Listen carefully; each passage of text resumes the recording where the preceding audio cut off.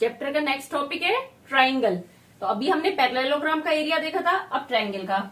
अब सपोज ये जो आपने अभी देखा था पैरेललोग्राम, इसके हमने दो पार्ट कर दिए, A B C D.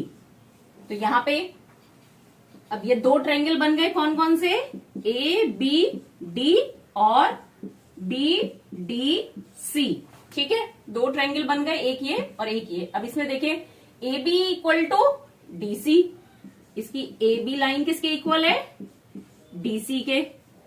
C B line equal to है डी ए के। तो यहां पे A D equal to D C, इस ट्रायंगल की ये वाली लाइन इसके इक्वल है, और ये डी बी लाइन दोनों में कॉमन है, तो D B equal to D B. That means ये दोनों ट्रायंगल क्या हो गए, कॉन्ग्रुएंट। कॉन्ग्रुएंट हो गए मतलब इनका एरिया भी सेम होगा। तो ट्रायंगल का एरिया क्या हो गया, एरिया ऑफ ईच ट्रायंगल कितना हुआ, हाफ और किसका, एरिया ऑफ पैरेललोग्राम।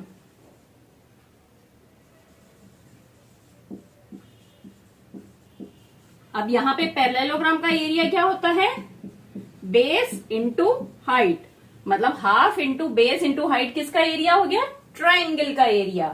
तो इस तरह से हमें कोई भी ट्रायंगल हो, ये सपोज ये एक हमारा 90 डिग्री का ट्रायंगल है ए बी सी। अब ये परपेंडिकुलर लाइन है, तो यहां पे इसका एरिया क्या हो गया, half into A B into A C. तो किसी भी ट्रायंगल का area half into base into height.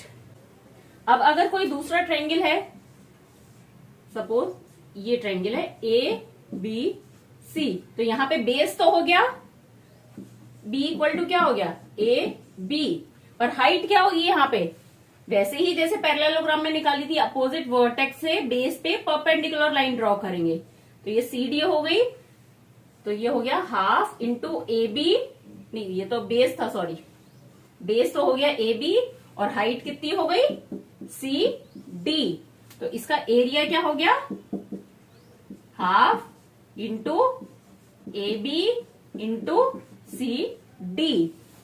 कभी भी हम साइड को हाइट नहीं मान सकते, जैसे पैरेललोग्राम में हमेशा हाइट क्या होती है, एक बेस पे अपोजिट वर्टेक्स से परपेंडिकुलर लाइन जो होती है वही हाइट होगी। ऐसे ही ट्रायंगल में हाइट हमेशा अपोजिट वर्टेक्स से बेस पे परपेंडिकुलर लाइन होगी।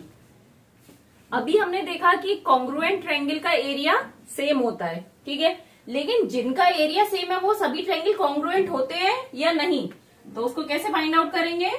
सपोज ये एक लाइन है ए बी, एक ऊपर हम एक इमेजिनरी लाइन बना रहे हैं सी डी। देखिए अब यहां पे एक हमने पॉइंट लिया है, ये इसके पैरेलल है, ए बी लाइन है पैरेलल सी डी के। ये मैंने क्यों बनाई अभी बताती हूँ आपको। यहां पे हमने एक पॉइंट लिया ई, एक पॉइंट लिया एफ, एक पॉइंट लिया जी, ठीक है, ये 3 पॉइंट लिए। अब ई से हमने एक ट्रायंगल बनाया, ये ए पे एक ट्रायंगल ए ई बी, एक बनाया ए एफ बी, एक बनाया ए G B.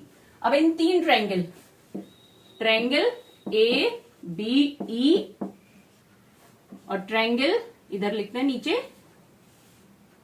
Triangle A B F और ट्रायंगल ए बी जी, ठीक है, 3 ट्रायंगल बने। अब इनका एरिया क्या होगा,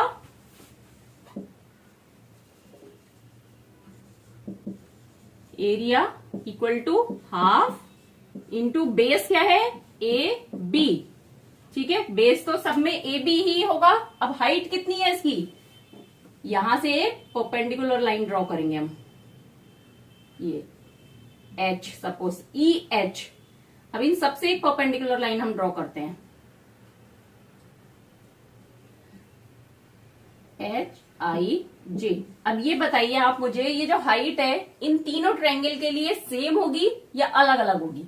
क्योंकि सी डी ए बी के पैरेलल चल रही है, मतलब ई एच एफ आई और जी जे इक्वल होंगी यहां पे।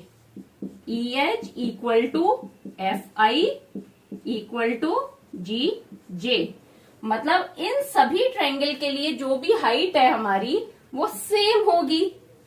इस ट्रायंगल के लिए ये हाइट है, इसके लिए ये सब में सेम है ना, तो मतलब सबका बेस भी सेम है और सबकी हाइट भी सेम है। दैट मीन्स इन तीनों ट्रायंगल का एरिया क्या होगा, सेम होगा। Half into A B into height सबकी सेम है।